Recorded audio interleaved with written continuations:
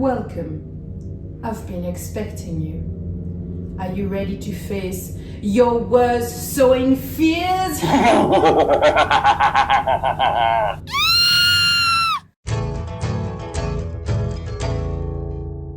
guys, welcome back to my channel La Fraise. I'm Noémie and today we are daring to face our worst sewing fears. This is really a light video, like I'm obviously going to be super biased about what I find scary or not, so don't take this as the best advice you will ever receive. It's really just chatting with you guys, something light, something to have in the background while you're sewing, like just a little chill Halloween something. Even though some of your answers are truly terrifying, but we shall get to that. And to help us face our fears, we have the assistant doing moral support with us today. So I will just start with the answer that probably made me laugh the most, and it is my worst sewing fear. Judging by the size of my stash, running out of fabric, and I don't know, I thought it was really funny. And yes, I think many of you are probably scared of running out of fabric seeing the stash you have. And yeah, I will just encourage you and remind you that the fabric store will always have new delightful stuff and that you don't need to buy everything all the time, but I know it's super hard, so total understanding from my side here. Okay, I will actually just go in the order I have them saved on my phone, so no particular order here, I'm just going for it, okay? And we're probably starting with a scary one.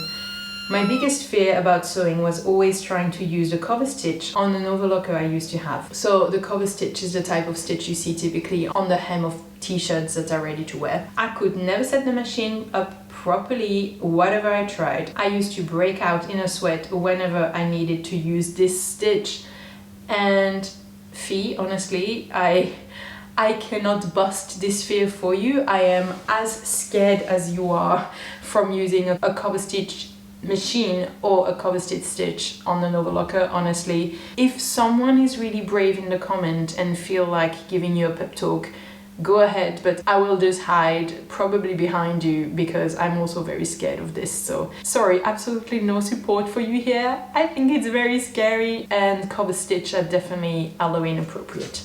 A fear of buttonholes and buttons, and honestly guys, buttonholes, I feel you, because you use a special foot for them and it is a little bit more fiddly, and I feel like sometimes you do try on a scrap of fabric and then you go to your fabric and your buttonhole foot has decided to, you know, start a new way of working, a mind of his own, and I understand that fear. But buttons, you can sew on a button, like literally you could do it by hand, you have a ton of control, it's not so long, and if you are lazy like me, you can do them with your machine, and that's also like super easy. So buttons, do not fear. Let's bust that fear. Sewing fear buster. Woo woo woo woo. I'm trying to be Ghostbuster, but for sewing fears, except if I'm too scared of them myself. So buttons, you can definitely do them. And buttonholes, honestly, they're not that bad. I'd say like you just want to really try on a scrap of fabric. Make sure that the scrap of fabric is folded the same amount of layers of fabric you have for your buttonholes, because sometimes it can be up to 4 layers if you have a buttonhole placket. But honestly, you can definitely do this. Try it on a scrap fabric, try it with your buttonhole attachment. What I found the easiest back in my days is to find literally following the manual for my machine, because every machine does them a little bit differently. But you can do this, you can do this. Yes, everyone in the comments, you go, yes, buttonholes, you can do this. So truly get those buttons going. I'm sure once you start it, and I feel like it's going to be this with many fears, before you do it, you make it up to be a big thing, and then you discover it and it's like, it's fine. So just want to encourage you, you can do this. Here I have my biggest sewing fear: buying expensive fabric and ruining it. Sometimes I'll put off a project for months out of fear that I'll ruin the fabric I've purchased for it, and then I feel guilty for not using it, blah! Oh my god, I feel so much for this, because it's like, you have bought the fabric, you feel bad not using it, but you feel too scared to use it, and like, I totally get this. I don't know if I can bust that fear, because I'm also quite scared of using my precious fabric, and there's kind of, you know, once it's cut and everything, there is a bit of a no return moment. Obviously you could always, like, if it was really bad, you could always recut it and try to refashion it into something else, but yeah, it's kind of true that there's this scary moment. That's also the magic of sewing. There's that moment where you just have to go for it, and oh, my neighbors are watching me, it's very awkward. Just let's take a break. Okay, sorry, neighbors watch break. But yeah, I feel like it is very scary. I totally feel you for this, but I also think that there's just no way around it in a sense. And maybe two small solutions I would see is that if you're really scared about the project, you know, it's like something you've never made and a fabric you feel very strongly about, I would maybe make it in a fabric that's less precious to start with. This way you feel comfortable about the project and you're like, well, now it's just a question of doing the same thing that worked and that I know I can do in the new fabric. That I feel would give me a lot of confidence. And if it's a question that it's a very, very tricky fabric, panic. No, obviously you can like already try to cut it and use scraps, but yeah, there's also a moment where you just need to go for it. But yeah, that's so scary. Oh, and another person has this fear. My biggest sewing fear is cutting into my nice fabric and messing up. Me sewing, constantly living in fear. Don't live in constant fear, don't. You can make anything. I'm telling you every single video. Okay, I think I have a fear of missing out with my basic machine. For example, I'd love to make jeans, but I'm too scared of my machine not handling the bulk. Also, scared of fitting jeans too. Possibly just scared of jeans. I understanding so bad. My machine, it's like, to give you a reference, how much would you buy it for nowadays? My machine is a Singer Talent 3321. And it sells at the moment for 190 euros. So it's a under 200 euro sewing machine. Like when I go to the fabric store with problems, they always kind of just tell me like, oh, but your machine is like basically a toy, like it's not even a machine, it's not a grown-up thing. Starting school with this machine was really stressful, and doing proper projects for theaters and, you know, musical theaters now. I'm also very, very scared about jeans on my machine. I totally understand the like fear of missing out because one's machine is too basic. I feel like it's something I really want to talk about because now I'm also using an electronic machine for school. So at school we use machines that are in the workshop there, and those are electronic machines, and I have a lot of thoughts between electronic and manual. My wife's always like, oh, it's just a question of getting used to it, but yes, really spending a lot of time on those machines, I got used to them and it's fine, but I still really, really prefer my manual machine. But nowadays, if you want to buy a good machine, except if you buy an older one, but you kind of need to find the right one and, you know, everything, you kind of need to be lucky. If you want to buy a good machine, it's automatically electronic, and that's really bugs me. So sorry, maybe something for another video, but so I don't know how your machine compares to mine, but mine is under 200 euros. And I get a lot of very negative comments about it, even though I love it very, very dearly.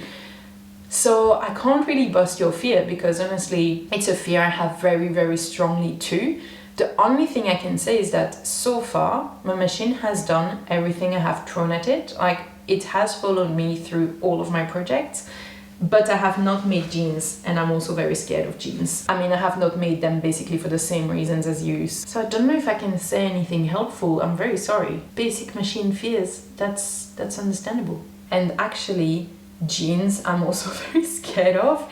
I am totally opposed to hammering things in and all the hardware that needs to happen in jeans. I'm like, if I make jeans, they're gonna be soft jeans with, you know, none of the rivets and everything. I'm just gonna do bar tacks, I think, at the moment. But yeah, they're quite an involved makes, aren't they? The only thing I want to bust for you is the fear of fitting jeans. What I would do is try to think of a pattern company you've had really good success with in the past.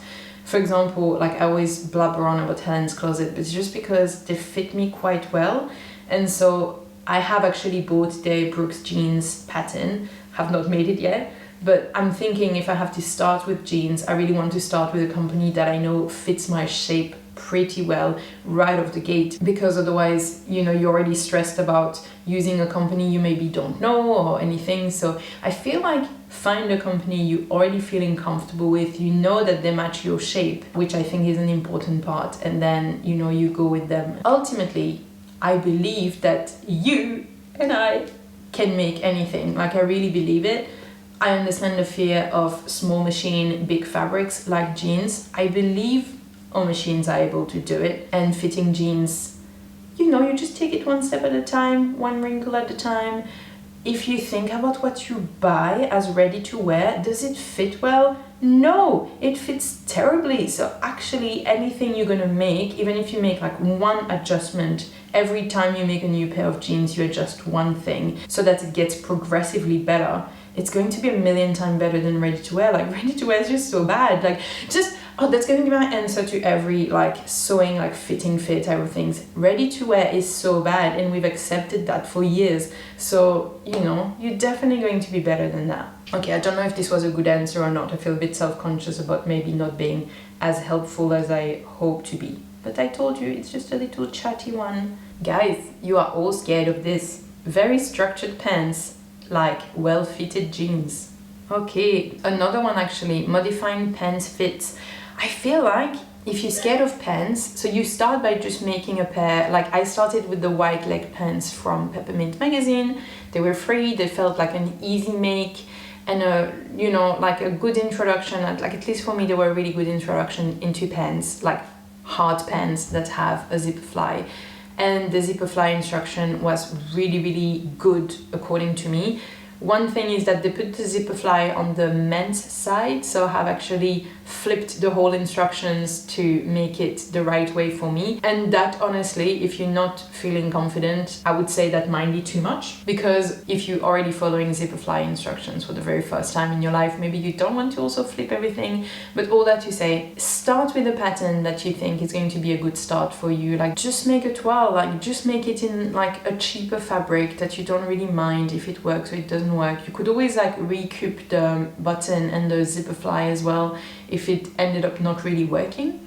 But what I found interesting with the Peppermint magazine white leg pants is that it taught me how to narrow a leg and how to modify the rise, because I ended up making it a couple of times, and the second time I modified a lot of things on it, and it gave me a lot of confidence to just be like, okay, I've made them once the normal way, and then you go again and you're like, I want to see what happens if I make this. I feel like we are sometimes a bit prisoners of the sewing patterns, and it's like, well, my sewing pattern says this and I can't do anything otherwise. No, is the rise too high? You lower it. Is the rise too low? You make it a bit higher and you check that it still fits at the place you want it. Make it more narrow, make it more wide. Like, all of these are not so difficult things to make. If any of those points you like, I have no clue how I would do that, maybe I can help you and make a video. You'll see also in my next sewing vlog, sometimes there's really not reason to overthink it. It's probably not going to be that bad, except if you're making your pants in literally like silk and it's going to show every stitch that you did the wrong way. But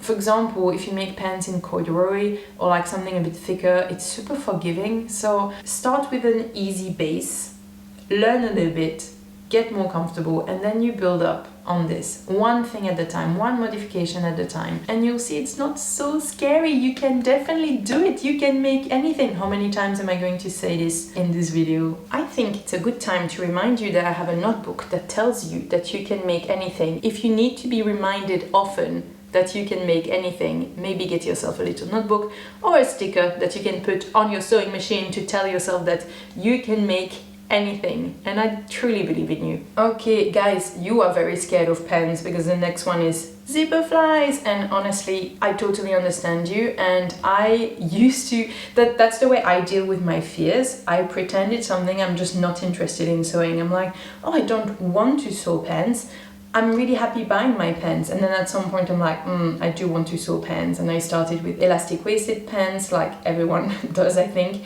and I was like, I do want to make actual pants with a zipper fly. So I was like, well, I can't pretend I don't want to do it anymore, I just have to bite the bullet. And again, I think the white leg pants from Peppermint magazine were a really, really good explanation. I think all of the flies I've done so far have used that pattern specifically, because the Persephone pants I've done, I didn't buy the fly expansion and I actually used the Peppermint instructions to make my Persephone pants flies. So this is the only one I've used, but honestly, I can't recommend it enough. So if you're scared of zipper fly, maybe that's the pattern to hold you by the hand and make you make your first fly. I'm sure there are many other ones that have good instructions. It's just, as I don't have personal experience, I don't want to recommend anything I haven't tested myself. Also, what's the worst that can happen? It's just fabric. That after all my efforts, it won't fit. Oh my god, that would be so hard. If you arrive at the end of the project and it doesn't fit, that would be super, super heartbreaking.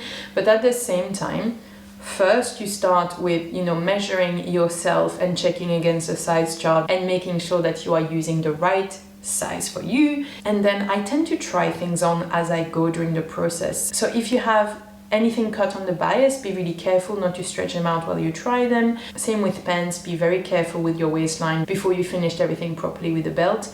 But I always try things on several times, like I want to say constantly, while I make them, because you want to see, you want first this reassurance that it's working, but also if there's something to correct, it's going to be much easier to correct it at step 1 than at step 34. I just want to say sometimes things look bad before they're finished, so you do need to be able to imagine a little bit how it's going to look. But I think by following the size chart properly and going slowly, it would be totally fine. Now, if you mean don't fit in the sense I don't like it or I don't like the fit on me, that's a different thing, because you don't really know until the end. Again, you can kind of gauge as you make it if you try things on, but I kind of understand that you don't have full control. But even if it were to be a total disaster, you don't like it, you don't want to wear it, you certainly have learned something with this project, and I also think that's very valuable. Maybe you have a friend who would want it, or you can give it to a charity store, or you cut it, you make it into scraps and you make a whole new project with it. It's also fine to have something that doesn't fit or that doesn't fit your taste. And facing this fear of making something and having a bit this leap of faith to be like, I'm gonna sew something and I'm not 100% sure, I'm never 100% sure it's going to be perfect or perfectly how I imagined it. It's also the beauty of sewing, so I hope this busts your fear a little bit. It's me busting your fear. Invisible zippers. Honestly, invisible zippers, I have gone to YouTube Academy, basically ask YouTube to show me a good tutorial for it. I did watch, I think 3, seeing the difference between all the different tutorials. I find that, you kind of get what's going to work for you. So I would suggest go to university YouTube, just Google invisible zip and watch a few tutorials, see what resonates the best with you, save it in a playlist somewhere. This way every time you need an invisible zipper, you remember and you know how to make it. But what I will say is that I resist buying unnecessary tools. Like I try to sew in a minimalist way, and I have made for a very long time my invisible zippers with a normal zipper foot. And the day I bought an invisible zipper foot, it changed my life. So if you are scared of invisible zippers, buy an invisible zipper foot, and it's going to make it so much easier. And like with the specialized foot, honestly, it was so easy, looked so good. I was like, oh my god, I have so much talent. It's like literally just changing the foot. So I'm really not pro buying lots of tools that have only one purpose, but for this one, and especially if you are scared of the invisible zippers, like definitely buy that foot. It's going to change your life, promise. And then we have zippers. Someone here is scared of zippers, and actually kind of understand, because it feels like a very different beast from many things you might have done in the past. But I feel like a really nice way to introduce yourself to zippers and not get too scared is to make a pencil case or a pouch of some sort. Like maybe you need a new makeup bag or a toiletries bag, dog treat bag, like there's so many options. And you just make yourself a little pouch which allows you to practice a zipper without having the pressure of a garment. Because if you made yourself a dress that's a beautiful fabric and it's like 80 euros out of fabric in the dress because it's like meters and meters long, I understand that putting a zipper in is just like so stressful. But if you think like, oh, I just used my scraps to make this little pouch and now I'm putting a zipper in, that's a super easy way to start in a not too stressful way. And I feel like you'd be able to kind of like practice it once and kind of like, again, like I keep saying it, but it's just a question of doing it once to be like, oh, it wasn't that bad, and then you're more comfortable to do it again in the future. So I would say do a little pouch. That'll be your starter project, and then you'll be putting zipper in all of your clothes in no time. Getting started. Guys, I'm sure that people who are scared of getting started are picturing sewing this. And if you think of an analogy, for example, baking, are you going to make this for your very, very first cake? No, you're going to make like a very simple sponge, like butter, eggs, sugar, and flour. And then it's going to make an easy thing. It's going to be yummy. You're going to be like, oh, nice, I want to build up on this. And then you're going to keep increasing and one day make this. Well, the same way, you don't start by making this. You start by making this. And what is this? It's literally a front, a back, little cuffs for the sleeves if you want them, and then a bias binding for the neckline, which you could make in a simplified way to start. And obviously, even if I say like, if you have never interacted with sewing and I'm just telling you like, oh, front, back, it might already seem like a lot, but then there are so many good resources on YouTube to learn by yourself, and like explaining how to thread a machine, how to start with your machine, how to make your very first project. There's so many ways to learn. And I feel like learners are either in two camps. They're either very independent learners or they like to be structured in a class. And I personally learned entirely with YouTube. Everything I wanted to do, I looked it up on YouTube, or I googled it and I looked at blogs and everything. That's sometimes helpful to see the photos as well. Or I would look at both. This way I would have all of the options and really try to understand as best as possible. I would look at my own garments and, you know, turn them inside out, something you never do normally, and just look and try to understand how things are made. And then after you've made your first t-shirt, sure, you can start and like worry about making a medieval dress if you want to, because then you know you can make anything. But I feel like people get overwhelmed with sewing because it looks like so much. But think like any other hobby. You start with small steps. You start with like the basics. You start with doing one seam. You start by doing a tote bag, you know, something very simple, something that's going to make you feel good. You can be like, wow, I made this with my hands. And then after that you build up, you ride the wave of that like excitement of having made your first project, and then you grow and you grow, and then one day you're like, yay, making like the dress or the suit of your dreams. To summarize, for the ones who are worried about starting, I would say determine if you want to learn on your own or in a structured class, because classes, you know, you go to a beginner class, they're going to take you by the hand and they're going to help you, and you can definitely do this. So determine which path you want to go and then just do it. That's Nike's slogan. But you can make anything. I understand that it feels like a lot before you've started, but I'm sure you're capable of doing this. Okay, we are finishing on very scary ones. Sewing over my fingers, that's what one person said. And the other one said, sewing through one of my fingernails. I already sewed into one side of my finger. That's truly Halloween-like, with all the ketchup and everything. I cannot bust this fear for you. I find it all very scary, and you are right to worry about it. I feel like it's kind of like, well, everything's fine, but then one moment of inattention and you could lose your finger. I'm joking, you're likely not going to lose your fingers, and people sew miles and miles of seams every day without losing the fingers. But I understand the fear of like sewing through your fingers, and that's very Halloween appropriate to talk about all the like bloody options. But I hope you keep all of your fingers, and yeah, I can't bust that fear. I think it's a very valid fear to have. But you know, fear allows you to be more cautious and keeps you on the path of being careful, so maybe it's a useful fear to have. Okay, did I have any fears of my own I wanted to mention? I think I've mentioned all of my fears through your fears. I have very fine and luxurious fabrics because, yeah, again, I like to tell myself I don't want it and I'm not interested, but actually it's also just a way of coping with this fear. Thick fabric like denims, we've talked about this. The death of my machine. Okay, over the fact that it is a cheap machine and that I'm scared that one day I'm going to sew it into its death, I am really worried about losing my machine and having to buy another one for the aforementioned, like, oh, what if I have to buy an electronic one? And I just have a lot of strong feeling attached to my machine. We started together, and in my dreams I'm keeping it until I go, like I want my machine to outlive me, but I don't think it's going to be the case with such a cheap machine. So the day we're going to have to part is going to be a very, very hard day. And sometimes, like, to tell you how strong this fear is, and irrational, I know, but sometimes I'm like, oh, if I get too good or if I have too big needs, then I need to scale back so that I stay leveled with my machine. I know it's stupid, but I'll work through this, and you know, everyone has their stuff, but like, I'm really like, I want my machine to have a good life. Hardware, I've already talked about it, so I really don't want to make jeans with hardware, don't like thinking about this.